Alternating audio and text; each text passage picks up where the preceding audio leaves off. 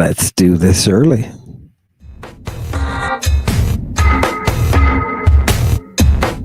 Lovely Diana, rain with magic, death inducer. Darkest dreams come true, kisses for you. Her arrows darken the sky, a flight of ravens flying through. Ophir harp, dark lord melody shining through. Death inducer, raining blood, bite your lip. Bellissima in the vampire dress, cracking leather whips. Rain with your magic. Hail Satan, spells of Lucifer. Hail Satan, Catherine of the wheel.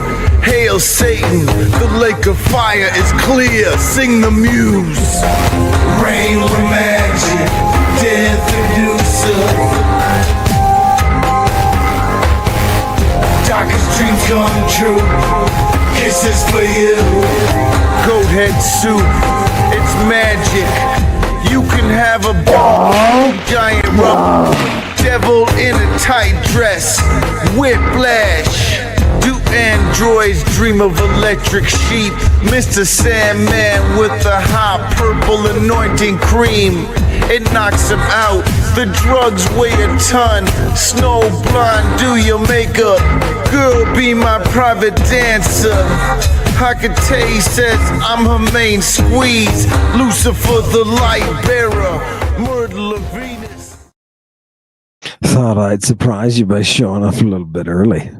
Just keep you on your toes. Thanks for coming to Lady Babylon today at Renaissance Portal. We're going to do something that every once in a while I think it is helpful to do, just to give people personal background so that they know who you are and what you're doing.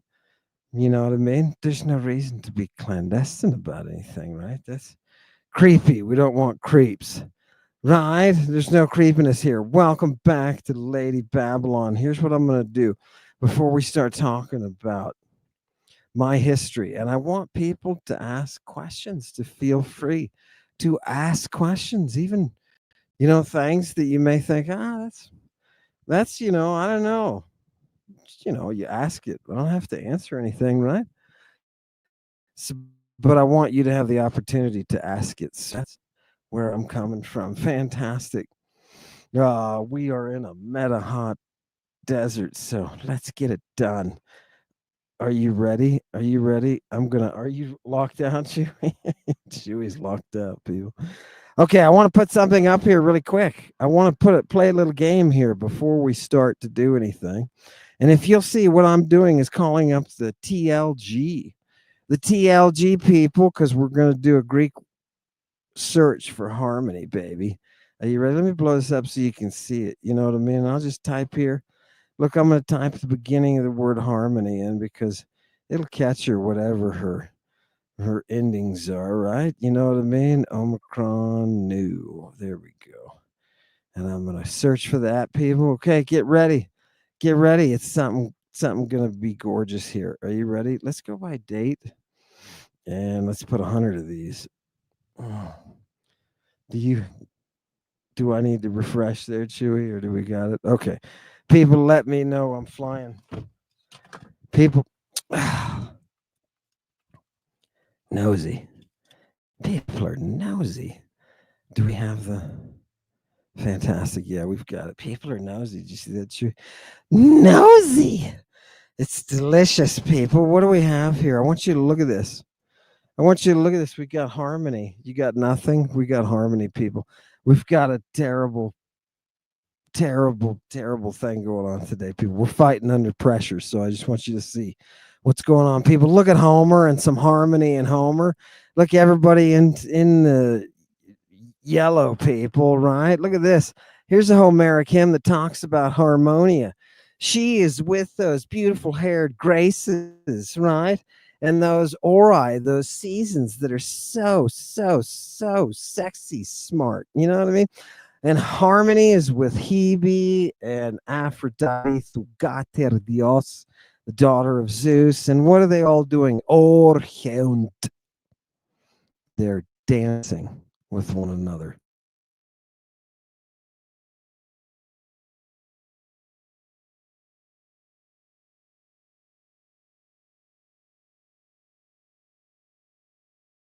It's guitar, baby. That's guitar, right? Sappho for her guitar music, right? There's some Aesop and some Pindar. Well, look at Pindar. What does Pindar say here? Look, Harmonia, right? Oh, who is she? She is Bulbous, right? She is that cow-eyed or that cowed expression, Love it. Love it. I want to give you just one. Look, here's Lydian. Here's Lydian harmony, people. Lutiae sun harmoniae. With that Lydian harmony. You people love this, right? I want to show you one passage to set your bearings so that we can then proceed to talk about me. Right? Must be done, people. Look at number 24. Yeah. Do you see the harmony? I just want you to see. We're going to be talking about what exactly is harmony. All right. Look at number 26. Harmonie, right? Palintropic harmony is what? It's just like the bow and the lyre.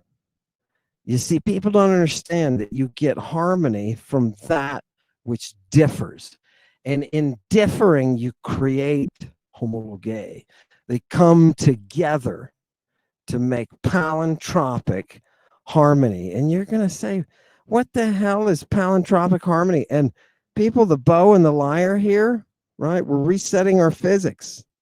We're going to music. You're jumping off of your math. You're going to your music now. And the concept is harmony. And it comes from that tension of the bow and the lyre, right? You must have the tension of the opposites in order to create harmony. Did everybody see? I just wanted to use that just to set where we are. Okay. Does everybody see? Are we in philosophy? Yes. Are we in science? Yes. And reasoning? Yes. Analytics? Yes, we are. Right? Do you understand? This is the world of the Greek, the classical Greek, and it's far, far larger than you'd think. So before we jump in, to take some of your question, Ukraine rocks. I agree. To take some of your questions. I hope Anastasia is still okay.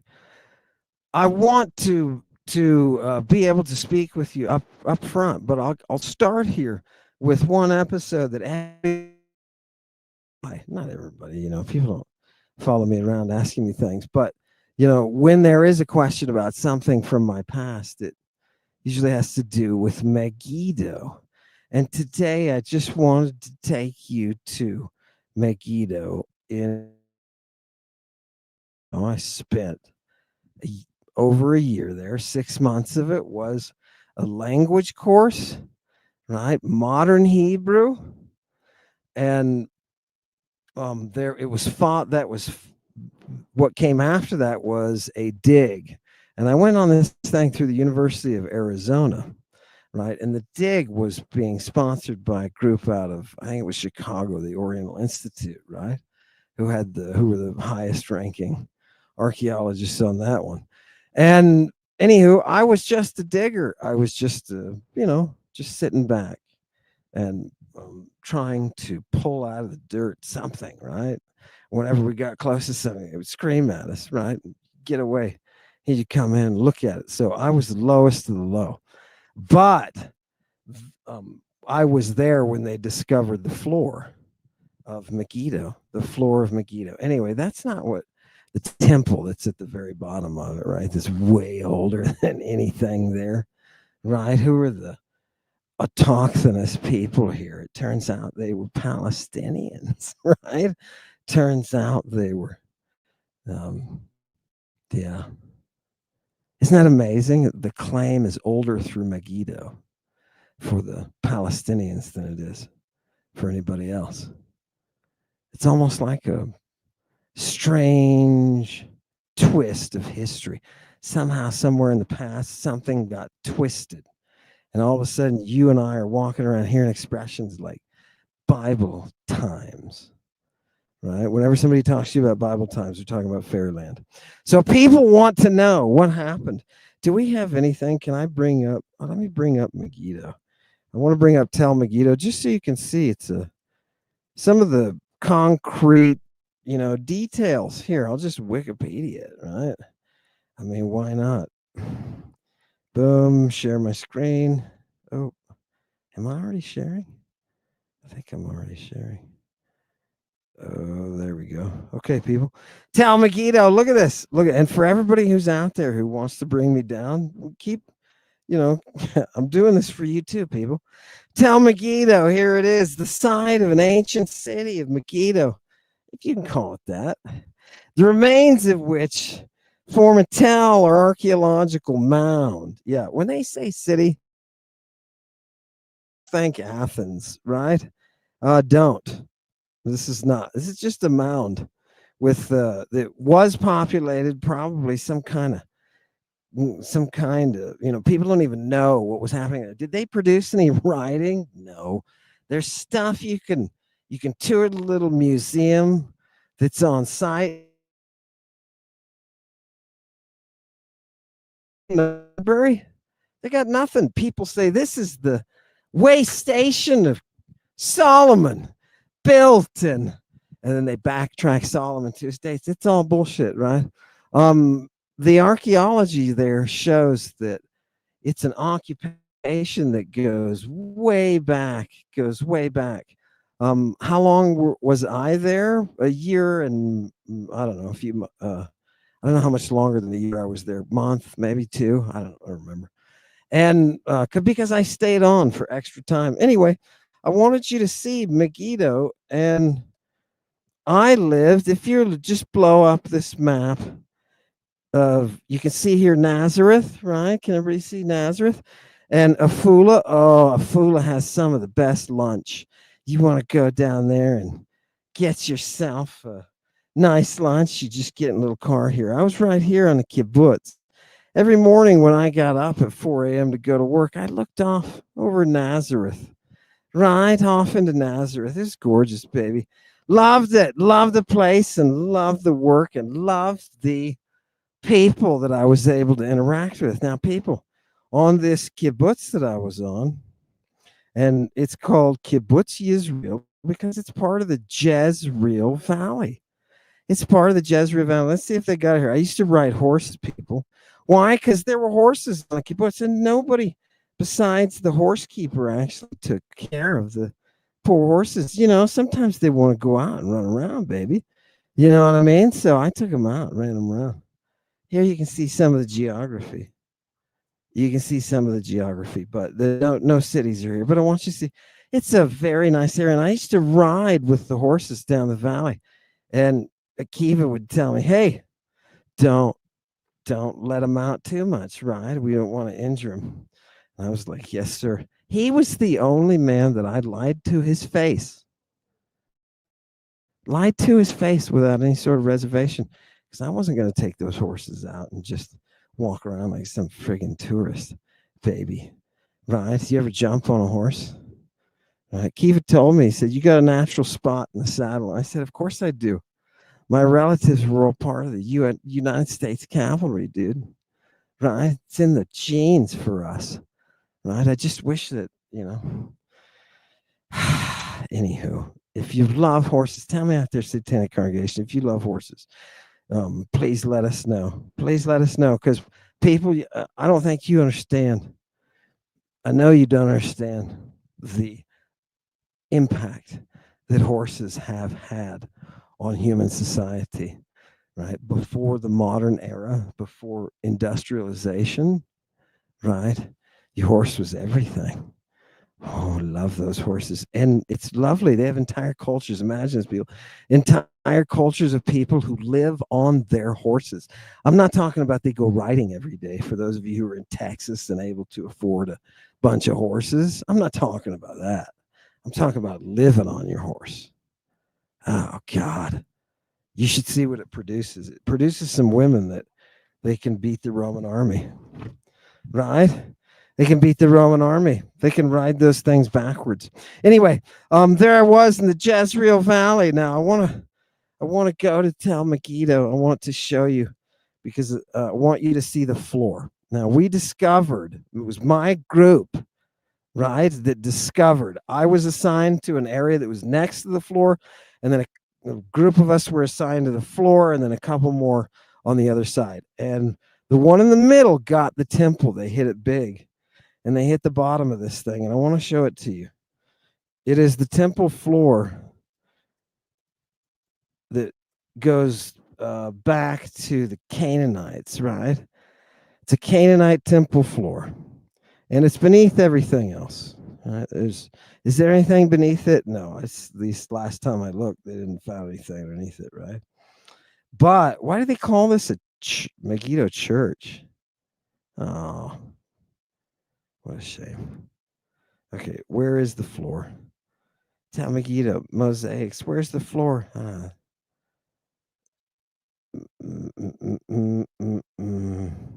Oh, well. People, if you could have been there with me, you would have seen this place. Go ahead and make me small. You would have seen this place that was leveled and had been very carefully turned into a place where virgins could dance.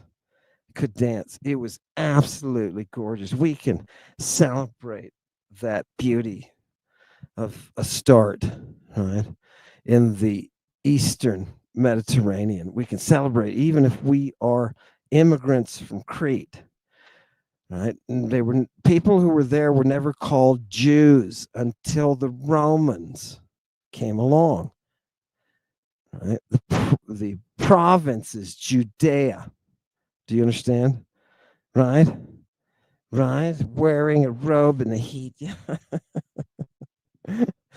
The Septuagint. You guys are clever, right? No, that's right. The Septuagint. We can put Chewy in it somehow. You know what I mean? But you're here for the story, and you want to ask for questions. So let's get into it. People, what happened? Just to be totally honest with you, we lived in caravans. They're like little trailers that are for 4 people, 2 people on one side, 2 people on the other, and then each in one room, and then you get a kitchen, right? So 2 bedrooms, 4 people. We're all working on the dig and stuff like that. My roommate named Moshe goes to sleep. And when a couple hours after he goes to sleep, and I'm already asleep, he sits up in bed and he starts talking. Only he's not talking like Moshe. He's talking like somebody has stuck their invisible hand up his backside and is moving his mouth like a puppet. And this person is not used to human speech, particularly English. This is a person who has learned English, in some kind of program, or, maybe was a pervert sitting watching people speaking English in the bushes, kind of invisible like that. You know what I mean? And I call it dog language, right? Because I didn't know what else to compare it to, but it had this kind of barking quality to it, right? And gruff. So Moshe sat up in bed and proceeded to tell me about the demons that were protecting me and that would guide me and that would allow me to do the work of the Antichrist. Right? Now, he's sitting there and I'm taking it. Right? I'm just listening and I'm like, dude, this is weird. Right? And when he stops, he lays down. He goes to bed. Right? That's it. Lights out, goes to bed. Next morning, I wake up and he's not there. And the head of the kibbutz is saying, what happened to Moshe? I was like, what are you talking about? Right? Because I'm just ready to go milk cows, baby, because that's how I'd made my way on the kibbutz. You gotta do something, you know what I mean? You gotta pay for things somehow, right? We're all eating communal food. You gotta do some work. So I worked with cows and I milked cows. I love cows, man. Love them. And I milked them. And there's an honor in that, baby. But anyway, that's not anyway. What happened to Moshe? Right here, the head of kibbutz is asking me, what happened to Moshe? And I said, I don't know. She said the police chased him down. He ran off into the wilderness, right? Desert, and he's running off and he's crazy, saying crazy things. I was like, whatever. So, people have breakdowns. And as a young 20 something, I thought, stuff happens, right? So Nama, the head of the kibbutz, said, hey, I'm going to give you the police station, the police are going to deal with him. I'm going to give you a new roommate. So in comes this new roommate. Hi, how are you? He didn't seem like the most open of people. He was kind of, I don't know, weird if you ask me. I was like, dude, I just want to milk cows, learn some Hebrew, and maybe do some archaeology. And there it was. And look at beauty too. I had to observe all the beauty. There's a lot of beauty around, you know what I mean? And anyway, so 2:00 in the morning, dude is there for the new roommate. He sits up in bed and he holds himself in the same position. Puts his legs, they both put their legs on the bed like they're sitting on it at attention. Put his arms there on his top of his legs like he's some kind of military or some uniform. Are you on some kind of frequency or some military frequency, dude? And he starts talking in dog voice again. Right. And I'm at this point, I'm like, look, okay, this is too much. I am just here. I'm telling you, I am just here to get my work done because I had been in Jerusalem, people. Right. And Jerusalem does something to people.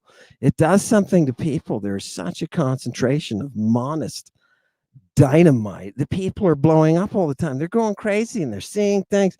They're hearing things. Right. They're caught up in it. I'm just like swimming through all these religious tourists trying to get to some facts and some friggin' reality. What is wrong with you people? And here he is. He wakes up and he starts talking again. And the second one caused me to be that threw me off. Right? That threw me off. Dog voice is right. Hail the dog voice. Right? This one scared me because only for one reason. This dude didn't know Moshe. And he was saying the exact same things. Okay, so this I got scared, I was like, go to bed. And I was like, stop it. I understand what you're doing. Some kind of joke, right? Some kind of game you people are playing on. I got up really early, went to work. He was still sleeping there. When I got back, Nama's coming up to the same thing. I'm like, Nama. By the way, Nama's daughter was absolutely just drop dead gorgeous, just beautiful. She was like grown out of the land and she was like 6'2" and she had this black hair that was like a raven, right? Anyway, that was Nama's daughter. Whew. And Nama said, hey, what the hell? And I said, what do you mean, what the hell? What the hell? She said, number 2. I think his name was Michael. Number 2. I only knew him for like 24 hours. He ran away. Same exact thing. The dude is crazy, talking crazy, screaming and running like something in his brain had been burned out. Now, it was the first time that I realized at this point, I'm going to have to be flexible. Because I don't know what happened with these two. They just blew it. And they tapped into something. And people, if I were to tell you the stuff that they told me has slowly happened, would you be surprised? The place that we were sleeping, for those of you who want the inn, the place that we were sleeping was the vineyard of Jezebel. The ground was filled with the blood. The blood, you know whose blood it had there? It had the blood of somebody who said, no, this is mine. I want this. These vines, these grapes, this wine, this religion, I want this. he couldn't have it, and he couldn't sell it. He couldn't make any profit off of it because Jezebel killed him, sowed the land with his blood, and from that produced something absolutely gorgeous. Absolutely gorgeous. In that vineyard, I slept. Oh, God. Let me tell you something. The next day, riding horses through the canyon. Oh, that was the best. I don't know how somebody can feel so alive, but that's happened. Now, what is this about Bacchic Jesus? Right? What is happening, people? All I said was I went to Megiddo. Right? It should have been straight up archaeology. We found a temple. And within a very short time of this temple being uncovered, people around me are doing very, very odd things. Somebody asked, Ammon, have you had any kind of, the spirit of Jezebel is right. Have you had any kind of, I don't know, extra normal? Some people say paranormal. Have you had any kind of experiences? Look, you can listen to music and have paranormal experience, right? Were there things that were happening? Yeah, there were, and I got a new direction, and it was absolutely beautiful, right? And so I pursued it, and I dug in as deep as I could, and now fast forward to my time of a very particular incident at the university, at St. Mary's University in Minnesota. St. Mary's University. And it's the morning after I have been translating an incubus text all night. Not just translating, but attempting to bring the native out of the text. Because, see, you can have these gorgeous texts that are about all of these things like demons and an invisible world around you that you can't interact with unless you've been brought into the death and raised. Oh, God. What is that invisible architecture that the burning off of the mortality makes visible for us? What is it? Is this a place we were supposed to go? Were we all supposed to? Yeah. Were we all supposed to burn this off? Jesus says he's only coming in glory after his resurrection and intentional death. Yeah. Do you see how the prophet speaks? The prophet speaks of the right. You hear the fairy tale, and you live in your own skewed line of time. Yeah. Oh, it's gorgeous. Fast forward. It's the morning after I'm sitting there, and people know. I know that people are going to ask about this, right? They want to know, right? What are you going to do when the phone rings at 8 a.m., which is early? I thought it was early for a Saturday morning. Like, who the hell is calling me on Saturday morning? Right? And I was tired because I had been up late into the morning working on this incubation rite to try to pull the native out of it. And I'm doing everything I can with vowels. Oh, God. It's gorgeous. 8 o'clock, somebody calls. I'm exhausted, man. What are you talking about? Somebody calls, says, no, and it's a student. And as you know, students don't call professors, right? Oh, they have emergency contacts in case there's something that goes wrong, right? And sometimes a student will have to contact you. I have to make a special concession. Can I move the exam? Can I do this? Like a family emergency, blah, blah, blah. So I thought, what's the emergency? And the student called me and said, my roommate saw you materialize through the door, hover above my bed, and paralyze her when she tried to get out of bed with your hand. You just extended your hand and paralyzed her. Right? Now,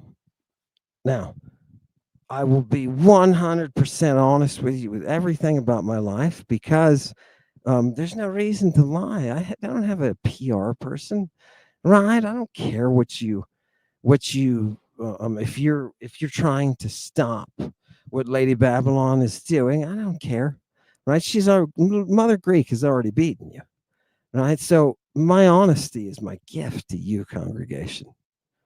And let me tell you something. I performed that right in a way, visually, in my mind, exactly as described. I've never had a vision or dream, an incantation, to be quite honest. I've never had an incantation repeated from the object of the incantation. It was miraculous, and I was gobsmacked. I was gobsmacked, but I wasn't completely taken off guard because years before, I had two people sit up in bed in Jezebel's Vineyard at 2 a.m. and tell me exactly what would happen. There is a power in the oracular vision that is central to the mystery. And the incubus is no different, people. The incubus is no different. Does anybody want to ask why I got kicked out of St. Mary's? Right? An earthworm. Did we? Right? I felt taboo. I felt taboo. Fantastic. People are talking about doing something gobsmacked, right? Right? Mr. Clever. What is this about Mandrake, Hermaphrodite, Urania? Right? Do you see the gate, people? Mandrake, Medea, 3 languages. Your medicine, people. Your medicine comes from a woman. The fact that you say medicine comes from someone they called a soter, a savior, and her name was Medua. Oh, God. Oh, God, all you doctors, you all owe her 500 hours of incubus time. That's a lot, man. That's a lot, indeed. Hail Indica, right? Wait a minute. Did somebody just... They did, right? What's wrong? What's wrong with the plants? Okay.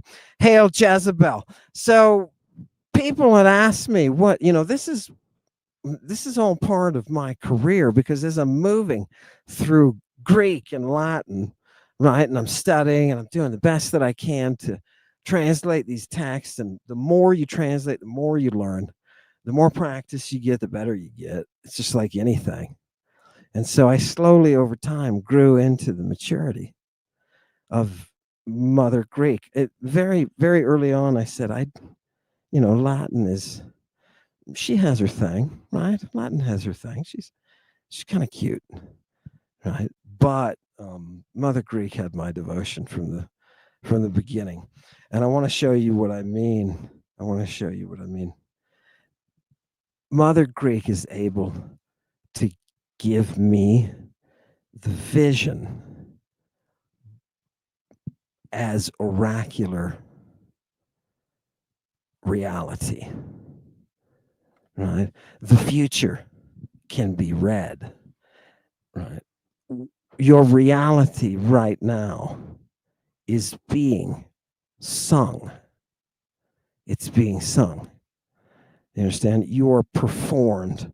Your existence is a performance. It is a reflection, as the physicists will tell you, through that black hole. It is the reflection of the reality. Do you understand? So the connection here is the music. The real power is the music. And when you start looking at Greek language, ancient Greek language, you realize how much the music has controlled, shaped, and intentionally, unnaturally created. This magical creation of music is not normal. It is paranormal. Think about that for a minute. All right. The music that creates the universe around you is paranormal. that muse who is writing your existence, right, is doing so unnaturally. When I first understood that concept, it clicked to me. Oh, I understand then what the magic and the spells. I understand what that is all about. It makes perfect sense, and it makes even better sense that the very place that I am excavating is part of a millennial old fight, a justification to grab something shiny. Paranormal reality. Your reality is paranormal. That's what I thought when I was sitting in my basement to my student, because that's where I slept, in the basement. It was cool in the depths of the earth. Wondering at 8 o'clock in the morning how the paranormal universe that is our reality is showing me the reflection. What is? It was absolutely gorgeous, absolutely gorgeous. And I will never, oh God, people, when you realize this thing can happen, I want you to understand. For example, when I got this, when it clicked and I said, oh, I see what's being used and what's happening, right? And I understood the power of the logos, right? I realized, oh, I can sit with somebody and affect them in ways. And people say, oh, it's just hypnotism or what. No, that's not what I'm talking about. That's not what I'm talking about. I'm talking about, imagine nature. Imagine that idea of when you are expressing something with someone, when you are communicating with someone, that you're forming a bond where you are together, right? And through that bond, you can bring that person to climax, to mental, physical, and spiritual climax. I realized that, and I asked Aphrodite, let me do it publicly tonight. And it was absolutely, absolutely gorgeous. It was an interview, and it was unbelievable. People, there was a photographer there plus the interviewer, and I asked Aphrodite, with the tools that the muse has given me, let me drive that point home. And this person had an open spiritual orgasm that was so mind-blowing. The cameraman next to me could take your finger to his mouth, just shut it like that, outness. It was the experience. I realized, holy, I said, wait a minute, we have an oracular orgasmic experience here, and it's being witnessed. It's being witnessed, right? That's that is the approach, grounding, reasoning, the method that employs the magic of the music that is behind the human voice. Okay, this is how they look at it. There is a power and a potential underneath the human voice, and that power can be brought out with training. That power is a reflection of what you see with animals. So when you have specific vocalizations that are characteristic of a mood of an animal, those vocalizations are the speaking of the spirit, right? The speaking of the spirits, that bridge that connects all living things. And underneath this is a potential in your voice. And with that potential, you can literally plug into someone and affect them physically, emotionally, spiritually. And people say, well, yeah, that's how speaking works, dumbass, right? Right? I get that. But this is on a quantum level. This is the physics of the voice. There is a single instrument that can reproduce this potential voice. It is the pluripotential string, and it can bring the voice. It's absolutely, it's an amazing concept that's invisible. You know, if you talk with people over dinner about this, they'll be like, this guy's crazy. Is he a guru? Does he want me to smoke something? Does he want me to take 1,000 steps up a mountain and pray to some, hey, close your door, car. Oh, God, stormtroopers next to us. You ought to report back to your, look, this thing's huge. What is that, a troop transport, lady? God, here we go. Right. So, when let me show you this in action. I mean, I really want your opinions, but let me show you this in action. People, with the word that we looked at today, we looked at harmony and the tension of the opposites. Let me show you some harmony. Are you ready? This is from the Bible. This is Matthew 16. Right? And the Pharisees and the Sadducees come to Jesus. They're attempting to try to get him to tell them a sign. Give us a sign from heaven. He's like, I'm not going to give you a sign from heaven, right? Right? Verse 5. And right, his students show up, right? And Jesus says to them, pay attention. I'm translating. Pay attention, right? Bear in mind, right? Keep yourselves away from that zume of the Pharisees and the Sadducees, right? What is that zume? It is that which causes the bread to rise, to get that gassiness, to have that puffy emptiness. You got to beware it, he says. These guys are all about it, right? And then he goes into talking about the bread and whatnot that he broke in his miraculous background. Look at verse 13, coming, right, to a part of Caesarea Philippi. Gorgeous place, by the way, right? I asked the students, not very far from where I live. I asked the students, he asked his students, what? Right? He says, what? What do people say about the Son of Man? Remember, Peter's the oldest, and we saw last week, right? He's pushing the age of appearing to be an adult.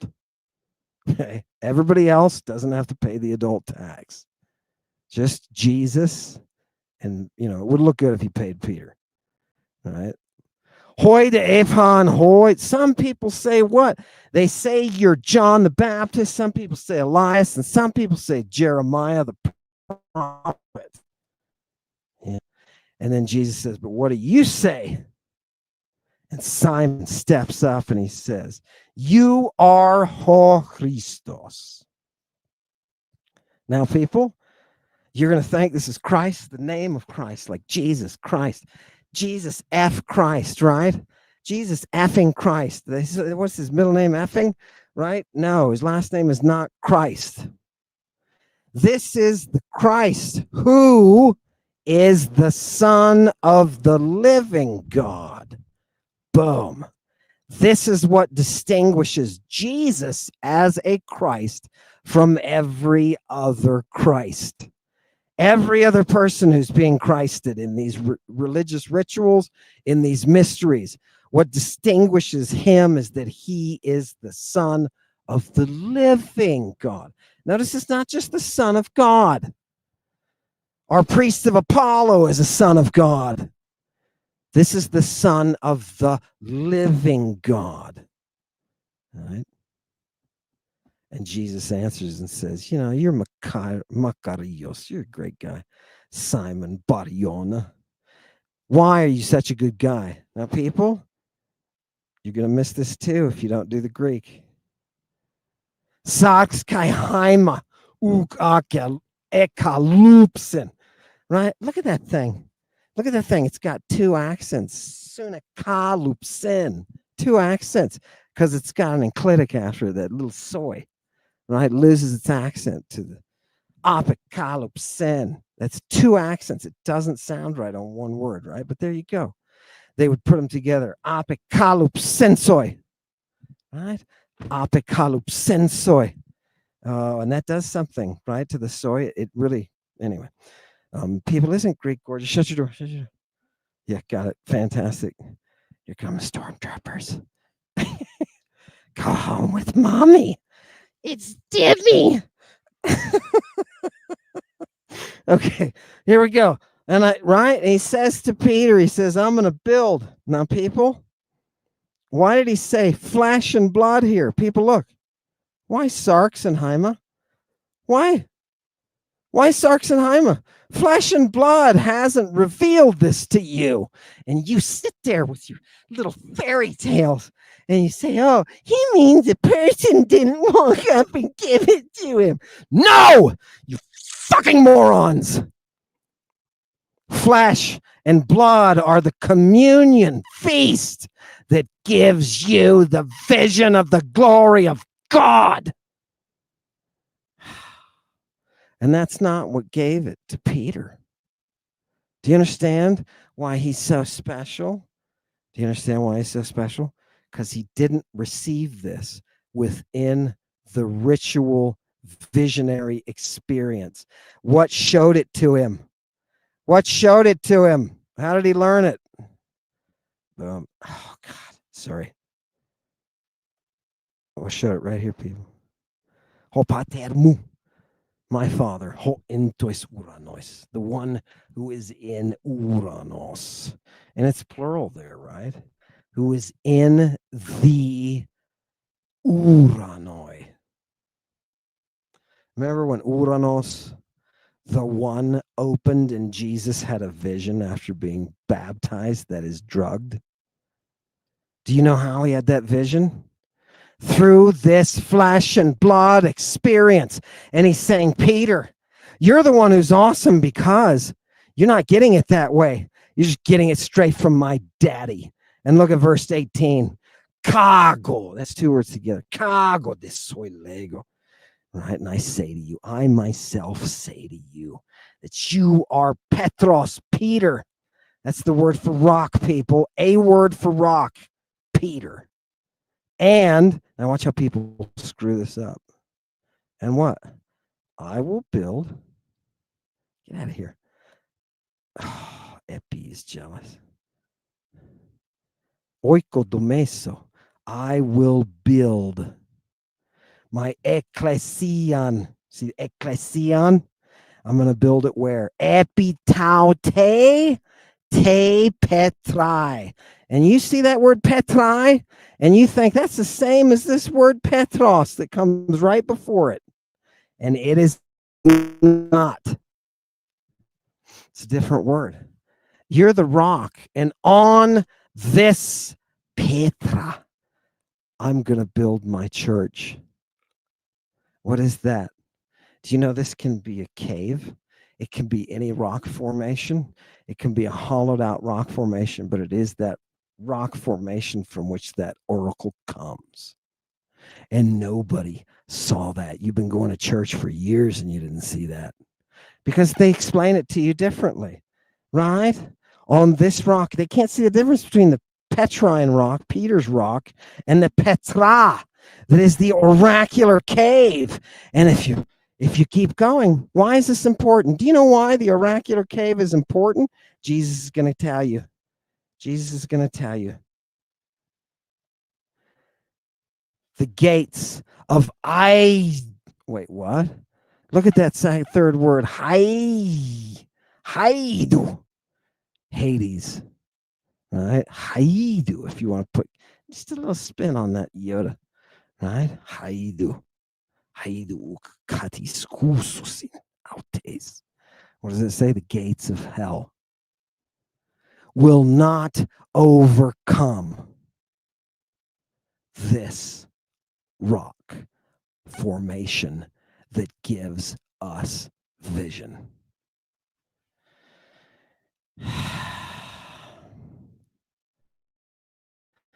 Next time you're reading the Bible and you see Jesus yelling at someone,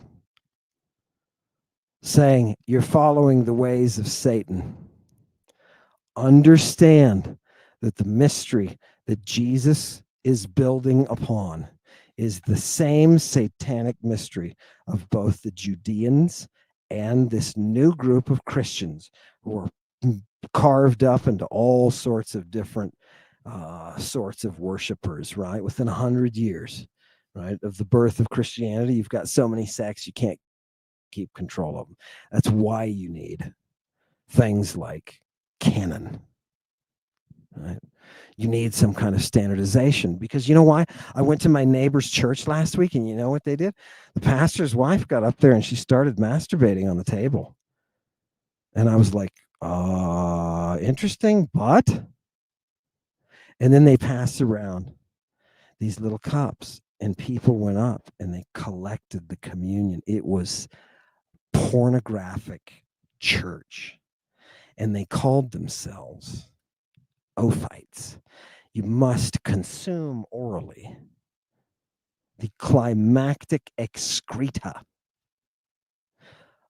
of Lady Mystery in order to be able to meet Jesus and to talk with him. And you mean they were actually talking with Jesus? Yeah, church now is bullshit. In antiquity, they were talking to Jesus. Yeah, angels. You mentioned it. Oh, they were flying through the night on wings that are imperceptible. God, you people, I'm telling you, it's absolutely gorgeous. Okay, now people, I told you some basic. Those are 3 basic, things that I went through, right? Experiences that I want people to be known for. What? Oh God, yeah, the changing hair color.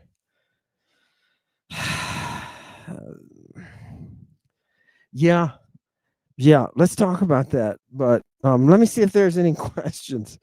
I am Chewy, throw me up. Give me a hand here. You and I are going to be fighting with her. And the truth is, Satan was originally a lady. Oh God, Twilight Sun. Oh my God, right? Okay. Are you gonna right when you get there, right, and you're at that place? I mean, here and now, and you're looking face to face. Just remember. Here's one. Ammon, how do we take back Satan?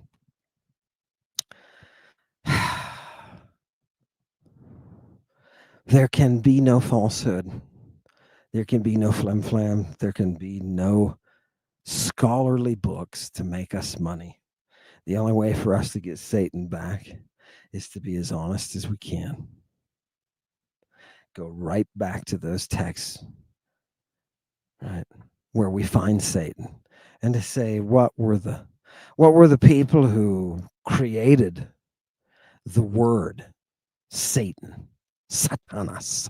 What were they doing and thinking and feeling, and how was it? And you'll be surprised when you find out that it was totally different.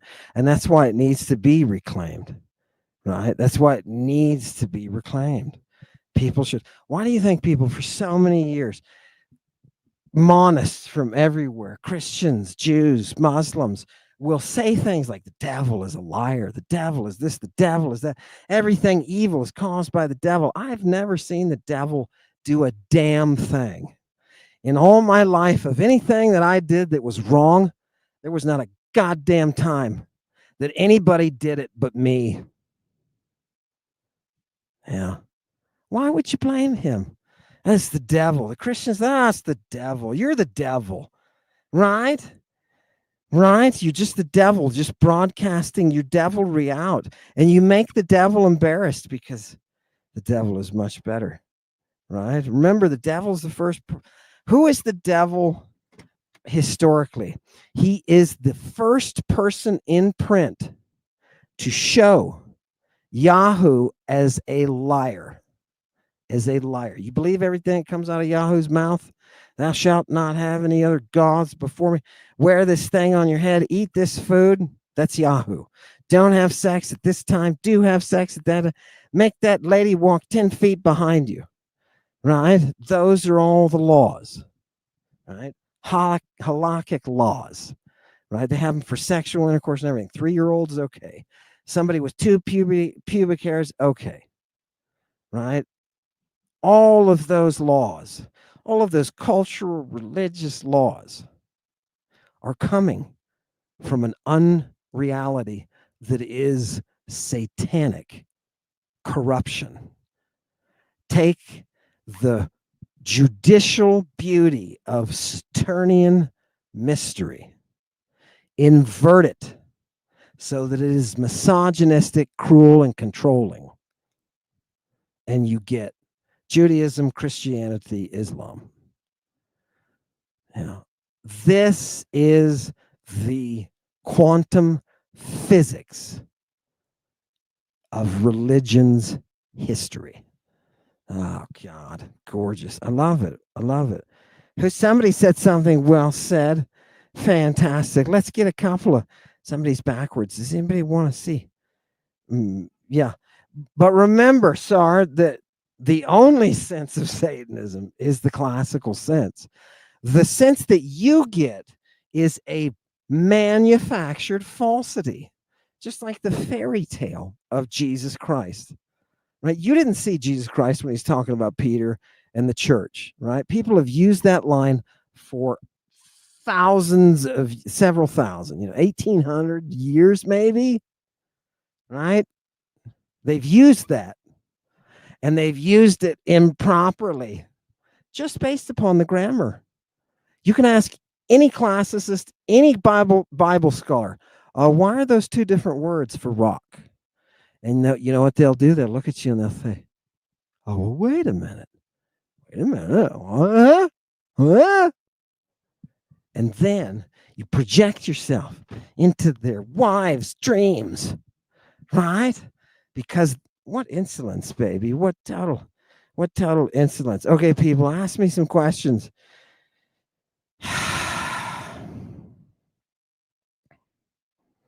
Can't hide the truth forever. I agree, CJ. You can't. It's bound to get itself out, right?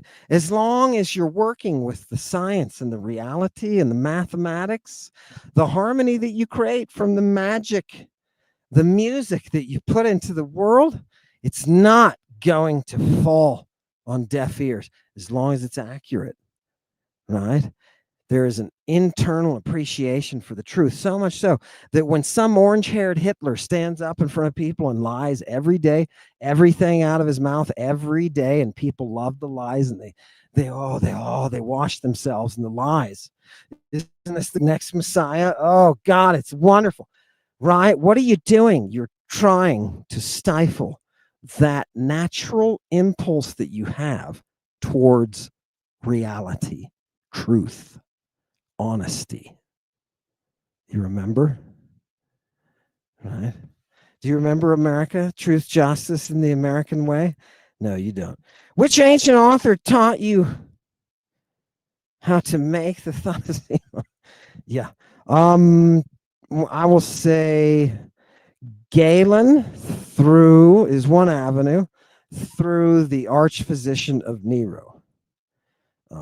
Yeah. You can also piece it together otherwise, but if you just want it laid out there, that's it. Let's see.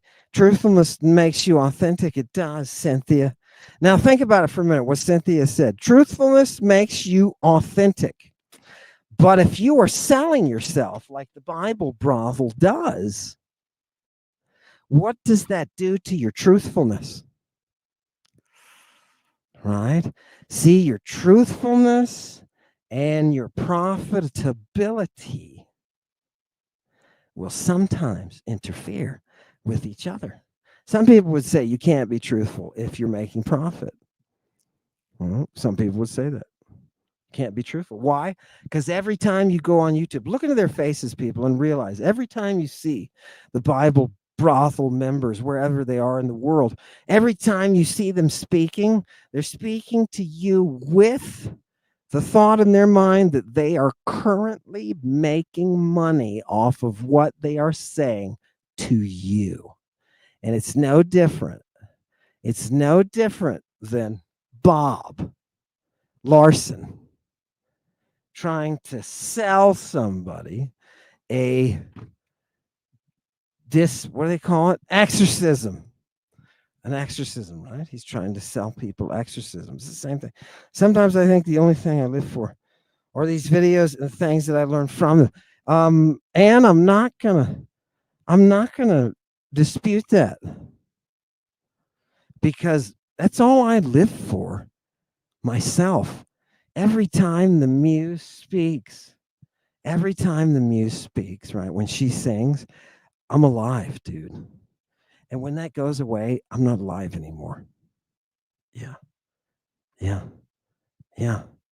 You're searching not for me. You're searching not for Chewy or anything that we're doing. That's what's weird about it, right? You are drawn to that voice. She's the one who brings you along. You know what I mean? Absolutely gorgeous.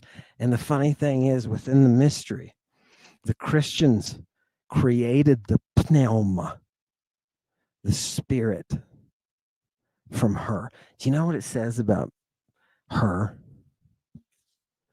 It says she sings. She sings creation. She splits the winds with her voice. Those winds have been around you all your life. Right? Remember think like the prophetess on the Vatican Hill.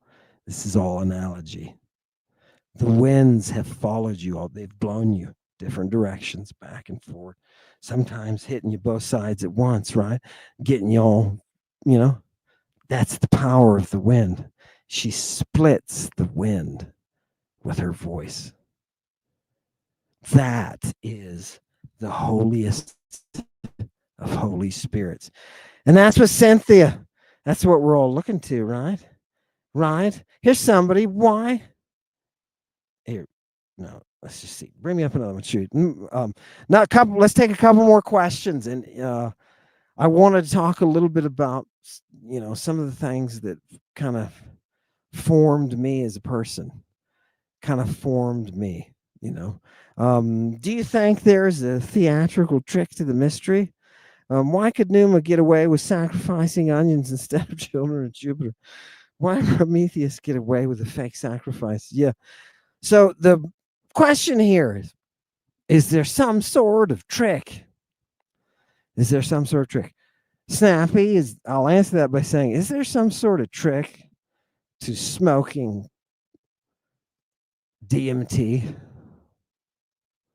Because people do it and they come out of it with funny stuff that they're saying. A lot of it really good and, like encouraging. Is it medicinal? Is it this? But the fact is there something tricking us when we are under the influence? Your question, Snappy, is getting to the very heart of how the mystery works.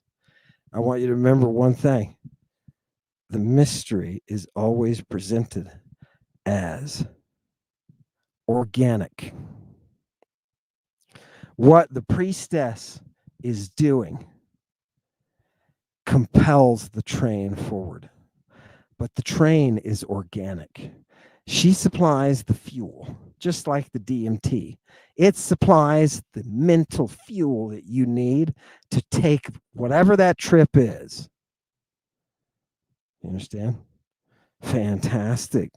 And I'm only saying that because that's how they're looking at the transformation that takes place during the mystery.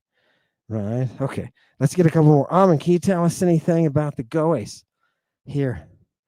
Yeah. What is this magician? What is this magician? What is this old Greek magician? This is not your Pharmakos, right? This is not the art of Pharmakeia, right? This is the Goes. And what does the Goes do? With that, okay, all I can do is tell you what I've seen. Number one, the most concrete thing I can give you is that the doctors who were talking about drugs and poisons and antidotes say the Goes has the most potent. Now, I know we're talking about hundreds of years of development here, right? So across many, many centuries. So, okay, we know that they use snake venoms, says openly they do, says that they use the most powerful drugs, right? The most powerful. So you can assume that, probably in the world of those mixed concoctions where they're using multiple venoms in one crystal clear anal shot. Do you understand? Okay. The problem, people, is that nobody is integrating the human body with the mystery. Do you understand? Without the sex, you got nothing. It's why the word for idolatry in Greek is also the word for sexual intercourse. Your body is an instrument, just like it is if I were to pile some LSD or some fucking crazy drug, give it to you and let your mind go. I'm fueling you up for that. Your body is capable of going there. The mystery uses the very same natural avenue. It uses your body. When you combine the drugs with your body, with the music, there's something about the music that they're tuning you. You know, the Pythagoreans used to say, Pythagoras said, medicines treat the body, music treats the soul. When they are putting you through an initiation rite to bring you to death and back, they are treating your soul. Therefore, the music is absolutely central. It is only certain forms that will bring you to the right place. Can you imagine what happens to the people who get the drugs, but they don't get the right music? Right?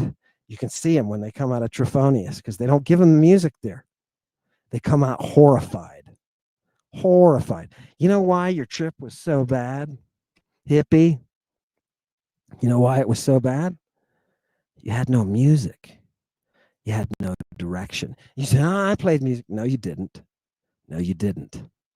I'm talking about the music that comes from the priest that opens the gates of hell.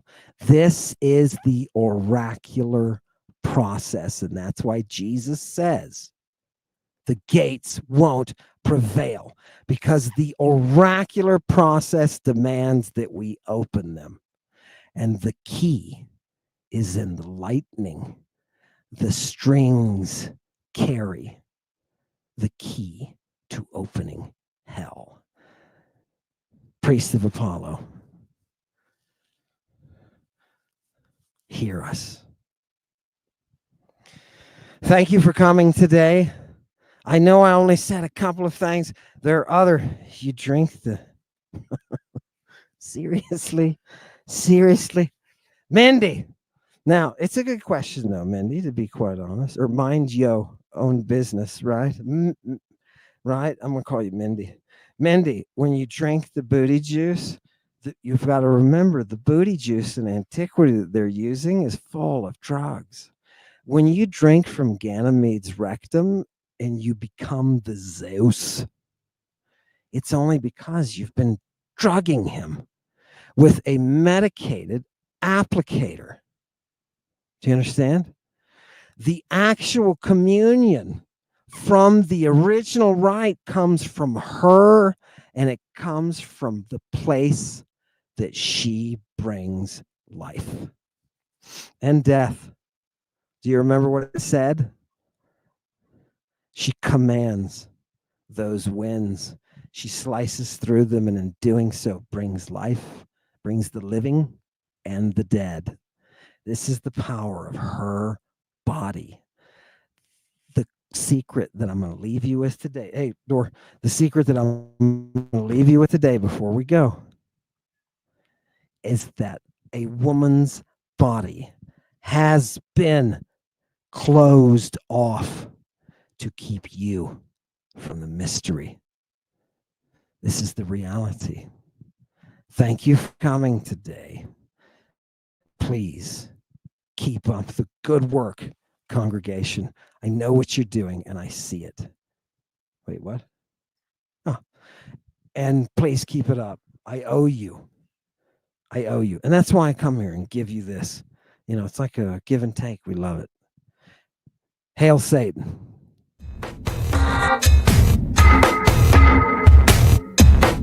Lovely Diana.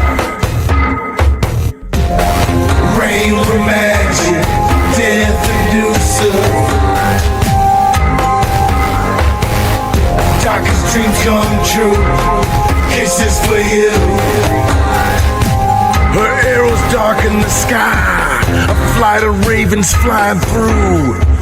Overclock, dark lord melody shining through. Death inducer, raining blood, bite your lip. Bellissima in the vampire dress, cracking leather whips. Rain with your magic. Hail Satan, spells of Lucifer. Hail Satan, Catherine of the wheel. Hail Satan, the lake of fire is clear. Sing the muse. Rain with magic, death inducer. Darkest dreams come true, kisses for you. Goat head soup, it's magic. You can have a giant rubber devil in a tight dress. Whiplash. Do androids dream of electric sheep? Mr. Sandman with the hot purple anointing cream. It knocks him out. The drugs weigh a ton. Snow blonde, do your makeup. Girl, be my private dancer.